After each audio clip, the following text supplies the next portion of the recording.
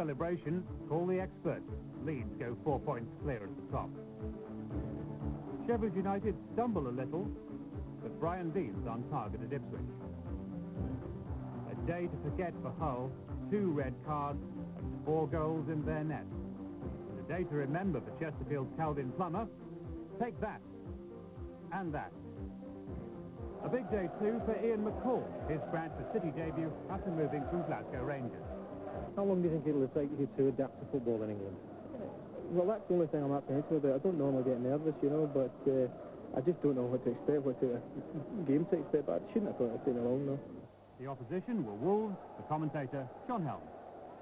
It's getting on for 60 years since Wolves last came to Bradford for a league game, though they look a little unusual today in white instead of the famous old gold shirts, among the best in English football. And starting a game in the number 7 shirt for the first time for Wolves today, Paul Jones, a recent signing from Walsall. Well, Bradford's midweek horror show in the Cup against Charlton forced Terry Yorath into changes, and Gavin Oliver, who's been out of favour since November and is on the transfer list, wins a recall at right back.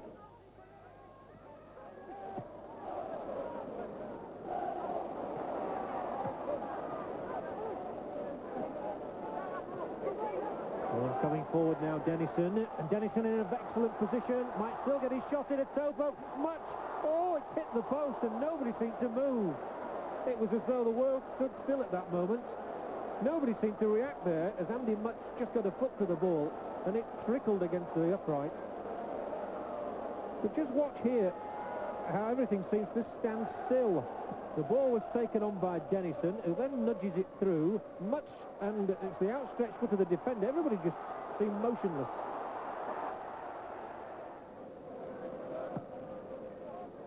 Bradford are nervous, there's no doubt about that. Born, no doubt, of their very poor performance against Charlton. But this looks better. Adcock has it for them. Here's Adcock's cross towards Leonard! And Leonard's header flicked over by Mark Kendall. That was exciting stuff. So at one end, Bradford have been in trouble. They've survived, and now Adcock brings them forward here. Leonard is an excellent timer of a header. Kendall had to leap to make the save.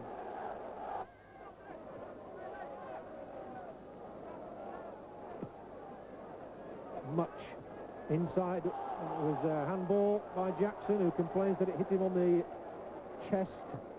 Peter Jackson only too well aware that it's of paramount importance for Bradford not to concede a goal this afternoon, to rebuild morale here. Here's the free kick, though. Out as far as Paul Cook, who tests Tomlinson. Well, Paul Cook, once of Wigan, once of Norwich City, settled in nicely at Wolves. Perhaps the last move of the half, then. Bradford make sure it came to nothing. Still Wolves with Much and Dennison. The back pass wasn't on, but the ball forward to Davies was. There's been a lot of good midfield battling, but few real chances created. Bradford looking to create one now as Davies gets Oliver moving. Here's the cross, Leonard's header! Superb goal for Bradford City. Right on half-time, and it's Mark Leonard who's done it. Great time to get a goal, and it's got Terry Yorath applauding over in the dugout. It's got them applauding as well. This is a superb move. Davies found Oliver. There's the cross. There's the header. Kendall can't keep that out. 1-0.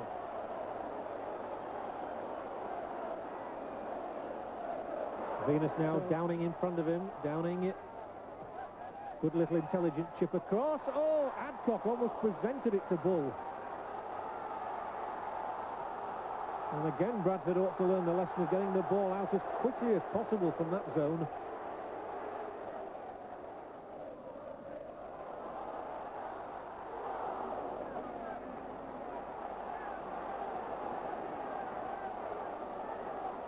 Venus has half the field to work in now.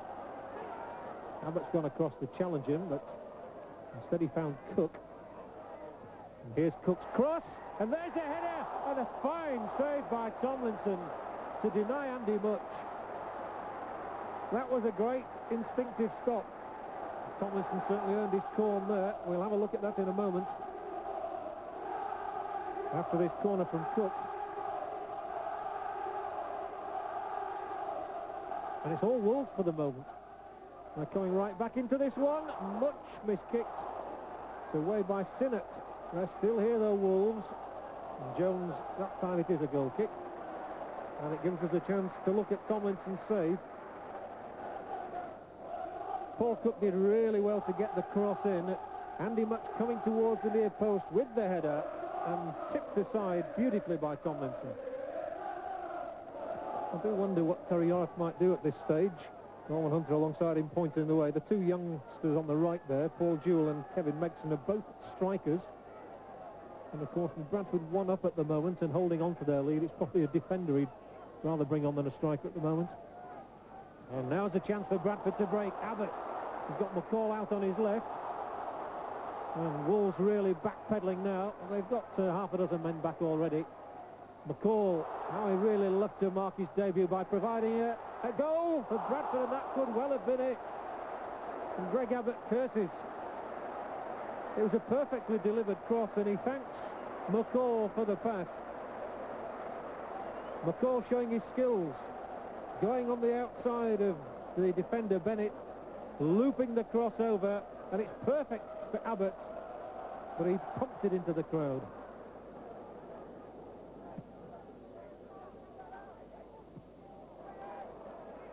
Bull battle for it well. Andy's got Much going inside the area. Andy Much drives it wide of the near upright.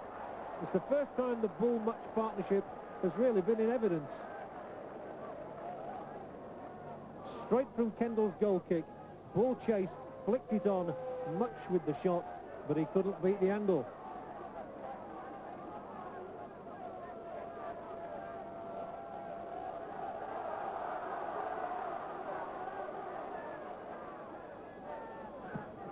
There's some movement over on the Wolves bench which suggests that they might make a late substitution, but it's Bradford with the ball for the moment, and McCall is going on a run, and he's through almost on his own. McCall, and the outstretched boot of Bellamy denied him. And I'm sure the goal opened up for him there for a moment.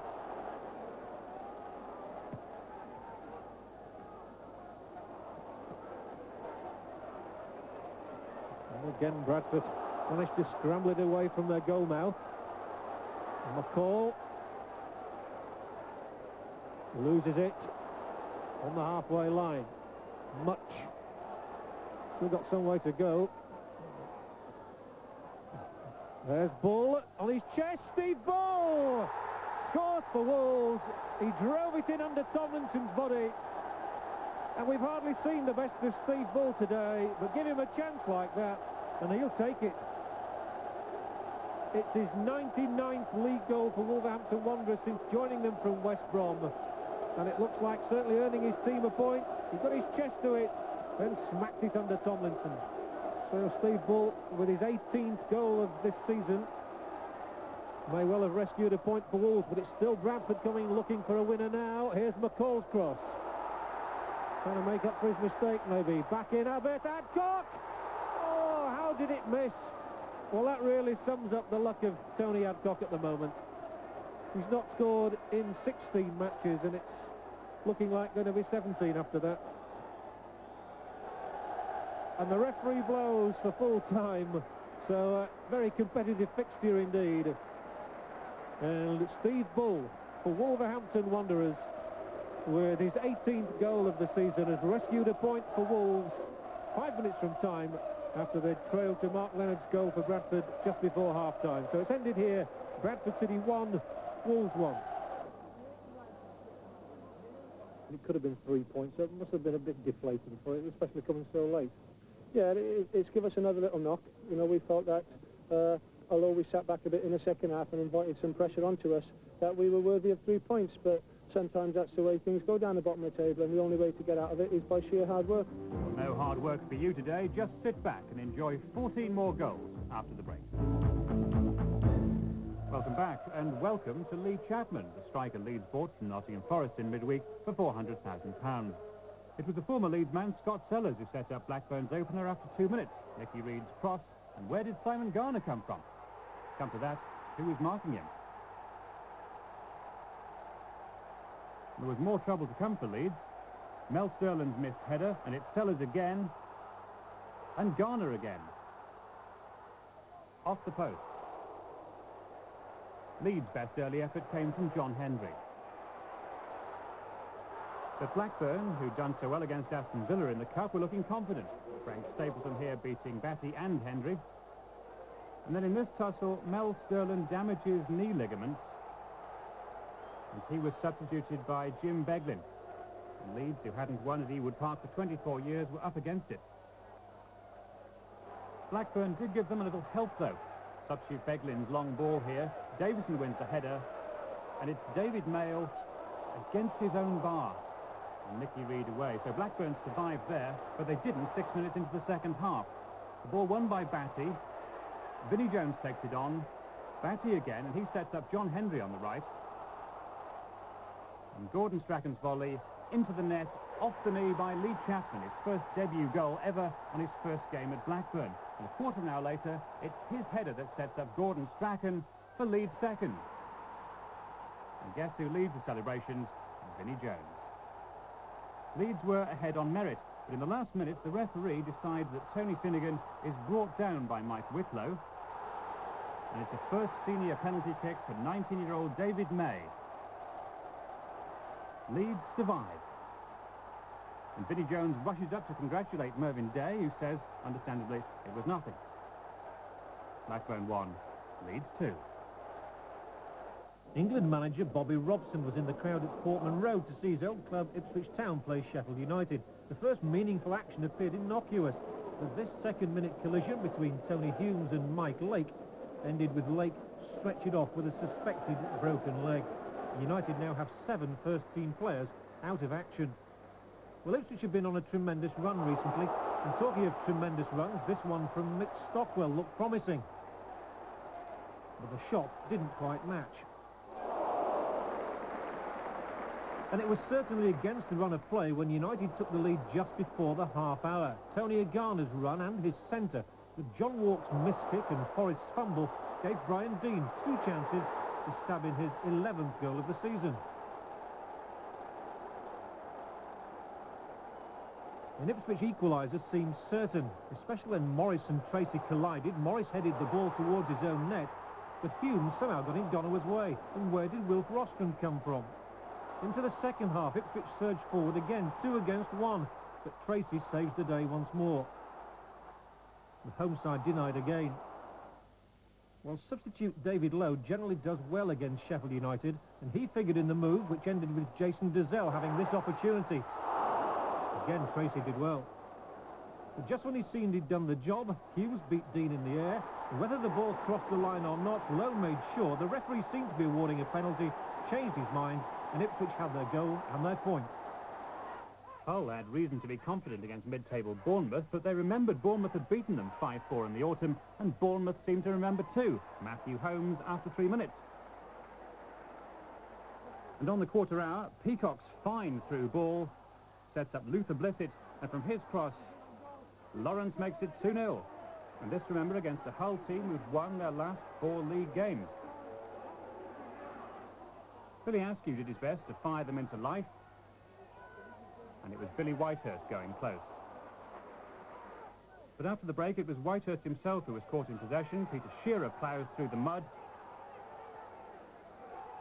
On to Luther Blissett, and Shearer hits the kind of shot that only goes in if it's your day. There's obviously something about Tigers that turns Bournemouth on. Here comes number 4 from Teal's long ball. Shaw badly beaten for pace. And Luther Blissett has tucked those away against better defences than Hull's. Hull's players ended up tackling each other, but at least Ken Demange's cross to Whitehurst brought a penalty. Andy Payton went for the long run-up, and it worked against Jerry Payton, by the way. But if one substitute had created a goal, the other, Lee Jenkinson, had argued with the officials once too often. And he's off. To their credit, the 10 men of Hull battled on. Billy Whitehurst would battle on against an army. And he thought he created a goal for Andy Payton, but the referee disallowed it. Hull's miserable day was completed near the end. This challenge by Nicky Brown on Matthew Holmes. And the referee decides that he too warrants the red card. The final score, Hull 1, Bournemouth 4. Hull are only losers in the division, Leeds the only winners. Bradford and Sheffield United joined in the draws column by Barnsley, whose goal at Brighton came from Jerry Taggart on his debut.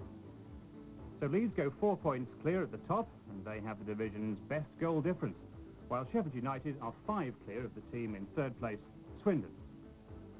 The bottom is looking distinctly less healthy, and the region will have 3 of the bottom 4 if Middlesbrough beat Sunderland this afternoon. Barnsley's goal difference, incidentally, is particularly alarming. It's good to see Ian Bray back in the Huddersfield lineup after a long absence through a broken leg, and he created the first chance for Brendan O'Connell, who couldn't quite finish it off. Huddersfield, unbeaten in 5 league games before this one, have no more improved player than Chris Marsden, and his cross gives Robert Wilson a chance. But Barber's save looks good. Walsall's recent form has been miserable, but Keith Birchin looked odds-on to score here. Lee Martin, though, the regional young player of the month, kept him at bay, and after an almighty scramble was relieved to emerge with the ball. Tempers a little frayed at that stage. Now it's Maskell, and when Marsden is sent flying by John Kelly, referee Tyson decides that that is worth a red card, and as early as the 25th minute this. Now the only goal of the game. Chris Hutchings with a long cross, and it falls nicely for Marsden, who, with a little help from Taylor's deflection, volleys home to win 3 valuable points for Owen Hand's side. Huddersfield 1, Walsall 0. And Huddersfield are only winners in the 3rd division, but Mansfield Town will be pleased with their point at Bristol Rovers, courtesy of Graham Leishman's late strike. Rotherham disappointingly beaten at home by Wigan. As a result, they lost ground in the promotion race, Huddersfield actually leapfrogging them into 6th place, and they have a game in hand. Bristol City are the new leaders, by the way. The Mansfield point didn't help them much. They're still just 1 place and 1 point off the bottom. Walsall, the only team beneath them. In Division 4, Chesterfield manager Paul Hart brought his brother Nigel in against tabletop-in Carlisle, and Nigel's header should have brought the opening goal for Andy Morris. It was the manager's other change which brought Chesterfield a goal on 18 minutes. John Ryan was pushed up into midfield. He here brings off a good deep cross, and Dave Waller nods his first league goal since October the 28th. Chesterfield hadn't won at home since late November, in fact, but the goal gave them confidence. Ryan's cross again, and Calvin Plummer sends nearly 5,000 people into ecstasy. They and Plummer only had 3 minutes to wait for the next goal. Plummer's first shot sends Hewitt into something less than ecstasy, but he wasn't to be denied.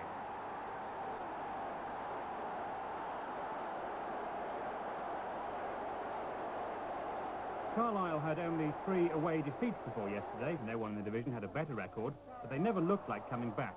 Nigel Saddington's effort, the best they could manage all afternoon. And Chesterfield moved smoothly to their 5th home win of the season in the league. Plummer tried in vain for his hat-trick, but he'll enjoy his Sunday anyway. Chesterfield 3, Carlisle United 0. Chesterfield, the one bright spot, and a not very good day for local clubs. Grimsby could do no better than draw at home. York stopped recent rot with a point at Peterborough, who scored in the last minute. The rest all lost. And Chesterfield emerging as our best bet in the division. Paul Hart's side 5th, Lincoln in 9th, York 10th, and Scunthorpe 12th, all in the top half of a very tight division. But Grimsby, Doncaster, Scarborough and Halifax Town all look anxiously behind them. The bottom club, Hartlepool, who lost yesterday, are now 9 points behind Halifax, who must take nothing for granted. There's more football to come on YTV today. Sheffield Wednesday will have the pleasure of overtaking Manchester United in Division 1 if they beat Chelsea at Hillsborough. See them try live on the match at 3:25. Well, Leeds showed them the way to the net. Good luck Wednesday. We'll see you next week for more Goals on Sunday. Goodbye.